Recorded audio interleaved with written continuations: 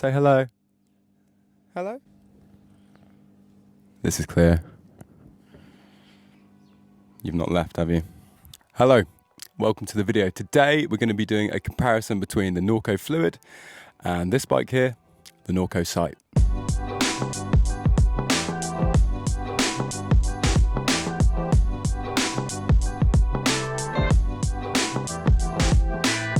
So why this comparison? For clarity, I'll be talking about the aluminium version of both of these bikes. I've seen a few comparison videos of the Sight and the Optic because they were released at a fairly similar time, but for me, if you're considering an aluminium Norco, I feel like you really want to know the differences between the Sight and the Fluid. Also, I've owned both of these bikes and I've never ridden an Optic, so I suppose there's that as well. But Ed, I hear you asking, why compare bikes that are a couple of years old now? Well, for one, despite these bikes being released in 2020 and 2022 respectively, the geometry still looks bang up to date. So kudos to Norco for being bold with these designs when they were initially released. Yes, maybe if the bikes were released today they'd have slightly longer chainstays, maybe a slightly steeper seat tube angle, but really there is minimal things that you'd want to change on these bikes when it comes to their geometry numbers. If you look at these bikes compared to bikes that are being released in 2025, they look so similar on paper.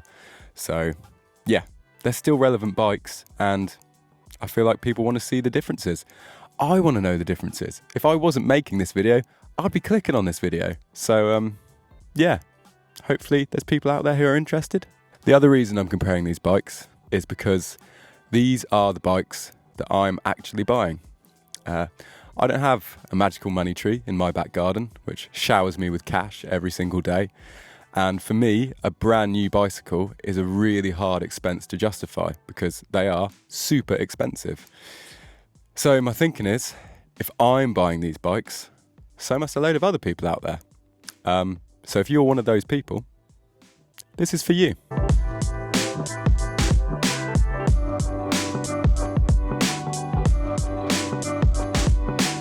So some points of comparison then. Let's start with climbing. I feel like in this regard, both these bikes are really similarly matched. They both have fairly active suspension that is quite keen to absorb small bumps, but isn't the most supportive when you're pedaling. Both of them I would categorize as bikes that you just need to sit down and get through the climbs rather than standing up and smashing, because ultimately, if you move around more, you're not going to get anywhere any quicker, and I feel like you're just going to use more energy that could be used to go faster on the descents or just sit down and chug it out on the climbs. I feel like they're so similar on climbs because really they use a very similar suspension linkage, very active with progression towards the end of the stroke, and that's just the vibe of these bikes. There's nothing wrong with that. They both climb well, but they're not the most inspiring.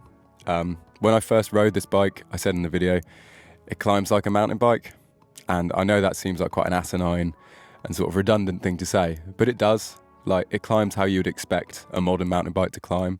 It's not going to repel you to the top of the climbs with ease, nor is it going to be like pedaling a downhill bike.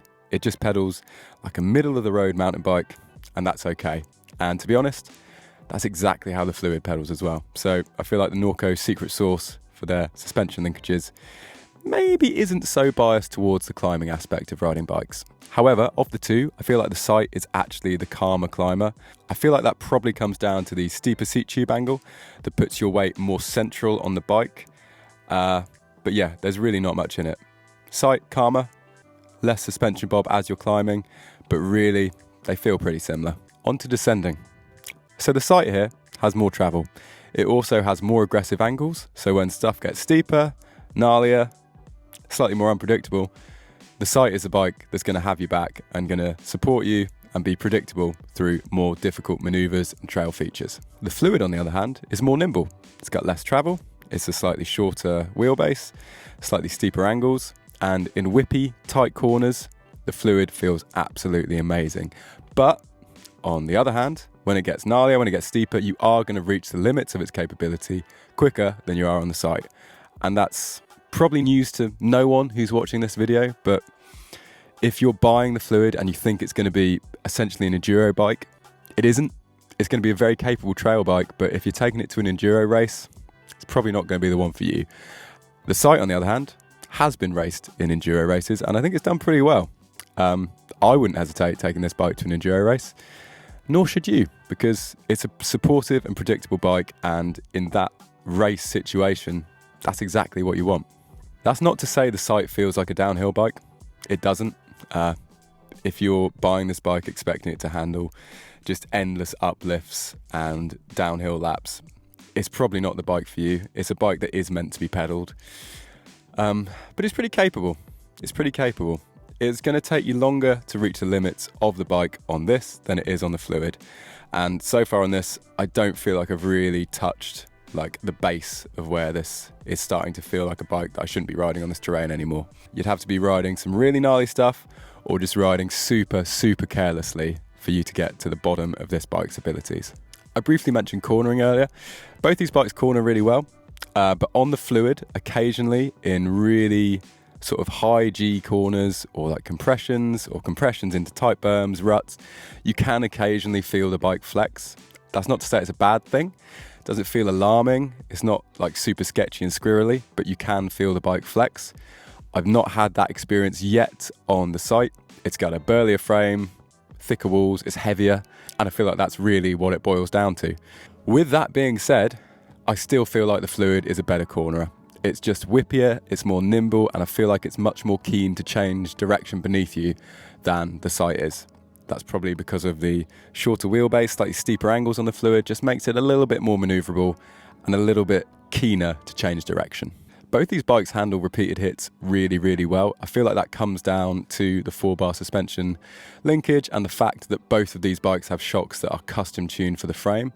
So when you're going down gnarly stuff and the rear suspension is really having to work hard, it always resets really well. It doesn't pack up and it doesn't feel like you're suddenly riding a hardtail when you're going over bumps and braking. So kudos to Norco for working that out, because both the bikes handle repeated hits really, really well. What they're not quite so good at is jumping and sort of using trail features to boost into the air, do little jibs and stuff like that. Because both the linkages are very active, the suspension is very keen to absorb bumps. So if you're somebody who loves to pop off roots and tiny little trail features and just boost stuff, these probably aren't the bikes for you. They do jump well, but you need proper jumps, you need bigger lips, you need stuff that is more defined to give you airtime. You just have to work a bit hard if you want to get these bikes off the ground if you've not got a proper jump or a proper drop or something. Speaking of drops, the Sight handles drops better. It's got more travel, and I don't feel like I even really needed to say that in this video. If you're watching this video to see which bike handles drops better, it's the one with more travel, and that shouldn't be a surprise to you. Ultimately, when it comes to descending, I feel like this is a case of if you prefer to be underbiked or overbiked. The Sight is super, super capable and really predictable, and it's going to take you a long time to get to the bottom of its abilities. The Fluid, more nimble, slightly lighter, but you are going to get there quicker. So really there's no terrain that one of these bikes could ride that the other couldn't. You're just going to be more comfortable and confident on the Sight and a bit more scared on the Fluid. While we're talking about descending, I should briefly mention the rider line system. When I picked this bike up, I literally just use all the Norco rider line numbers for this. Shock, fork, not tyre pressure because I didn't have a tyre pressure gauge, but all the compression settings for the fork and the shock. Just used the Norco recommended ones, and they were really, really good. I've added a little bit of PSI to the fork, and I've changed the compression 1 click on the shock. Oh, hello Cleo. There's a cat here. Say hello. Hello? This is Cleo. Oh, she's sunbathing, that's nice. Please just stay there and don't interrupt the video. So yeah, with the ride line system, I just want to say it works really well, and Norco should be praised for working that stuff out, because if you're buying one of these bikes and you don't know anything about setting a bike up, that's going to get you a super good baseline, and you'll be happy riding it for a very long time with just those base numbers. So kudos to Norco for that. On to aesthetics now. I know it doesn't really matter how a bike looks, especially a mountain bike. It's not going to affect its performance in any way, really. But I do care about how a bike looks, and in that regard, I feel like the Fluid wins hands down over the Sight here. When I first picked up the frame from Pink Bike, I thought they'd mislabeled a carbon frame, because that front triangle is so beautifully put together, all the welds smoothed out, and it just looks incredible. The paint as well on the Fluid is really nice. It's got a lovely bit of metallic in it, and there's some great colours that the Fluid comes with, like blue that I've got, the green, the silver one. They all look super, super good. The Sight, on the other hand, is not to say it's a bad looking bike, it isn't, but you can see the welds, the paint, the colours, they're not quite as nice, and yeah, I just don't think it looks as good. I would actually quite like to repaint this bike at some point, so if you've got any ideas for what colour it should go, please let me know in the comments down below. I was thinking maybe like a metallic brown, maybe red, or maybe strip it and just go with like a fully raw look. What do you think? Let me know down below. Another thing that is completely arbitrary, both these bikes have a 4-bar suspension layout with a vertical shock, and to me, that is liquid mountain bike. That is how a mountain bike should look. Right now, the Frameworks Enduro bike and the downhill bike, they just look so good, and it's because they use this exact same suspension setup, and I just love the way it looks. It's perfect. It is perfect. No other mountain bike can look as good as a bike that uses this simple setup. If you disagree with me, first of all, you're wrong, but please let me know what you think the best looking suspension linkage is down in the comments, because we're all bike nerds here, and that's okay. So durability. Both these bikes are pretty similar in that regard. I'm pretty sure they use basically the exact same frame hardware as well. I have previously snapped a bolt on the Fluid when I was over torquing it. I feel like I could probably pretty easily snap a bolt on these because they're both got aluminium bolts, which isn't ideal, but I would rather break a bolt than break my frame, because bolts are replaceable, and frames, although also replaceable, cost a lot more money. So that's okay with me. We'll see how we get on with the X2 shock on this bike. So far it's been flawless, but I know they're pretty notorious for being very unreliable. Also, we've got a trunnion system on here rather than a conventional shock system like we have on the Fluid, so there may be some more play introduced to that, maybe some other noises, but yeah, so far it's been great, and I will keep you updated with how that goes. One thing also worth considering is the paint on the Fluid scratches really easily. Now, I'm beginning to think this is something that only I care about, because I've not actually seen it mentioned in any other mountain bike review of any bike, but it does scratch easily, so if that's something you care about, bear in mind. The paint on the Sight, on the other hand, I don't know if it scratches easy or not, because it came wrapped with a Dyed Bros kit. So yeah, looks pretty good, but it's all sort of like matte as well, and I feel like even without the kit, this bike would hold up better to a bit of abuse, a bit of neglect. But I'm not neglecting it, don't worry.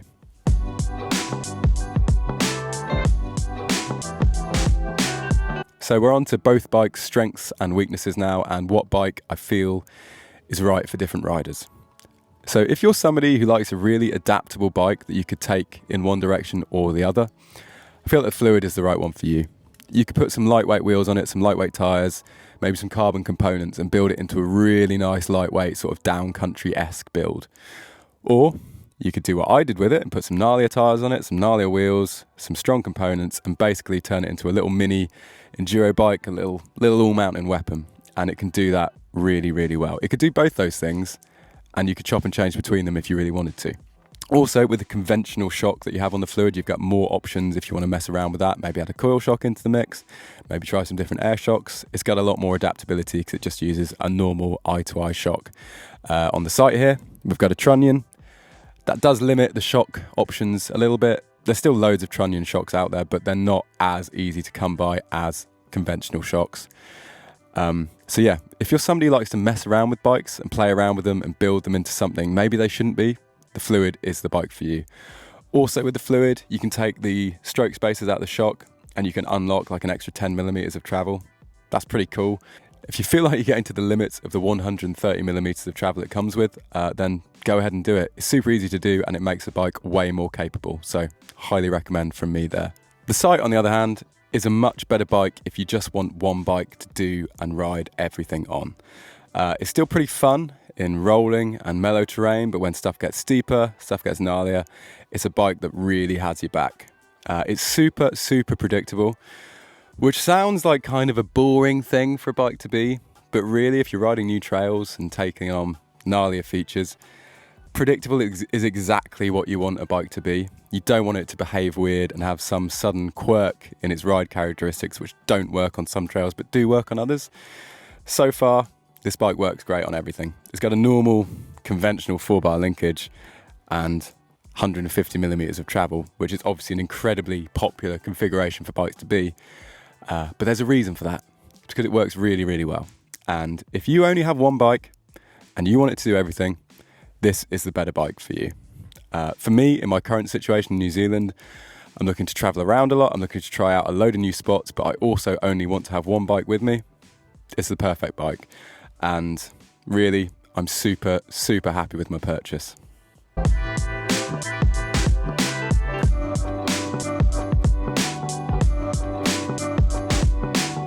So some final thoughts here.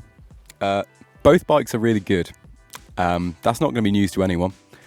And really, if you buy either of them, you're going to be really happy. They're both great. This one's more capable. The Fluid's a bit more nimble. But really, there's not any trails that one could ride that the other couldn't. You're just going to be more comfortable on this one. Eventually, I'm going to be doing a long-term review of this bike and hopefully a build breakdown once I've changed around some of the components a bit. Maybe put on some slightly gnarlier brakes, some slightly spicier tyres. But yeah, we've got a proper review of this one coming in the future. And yeah, thank you so much for watching if you've got this far. Please don't forget to like and subscribe. It makes an absolutely huge difference to me and the channel. So thank you if you're already subscribed. And if you've not subscribed and you've got this far, why not? You've watched an entire video. You may as well subscribe. The other ones are similarly nerdy. We do a little mix of bike reviews like this, but also trying out new spots and riding trails. And if you're a mountain bike nerd like me, like this is for you. So yeah, I hope you enjoyed the video and I will see you in the next one.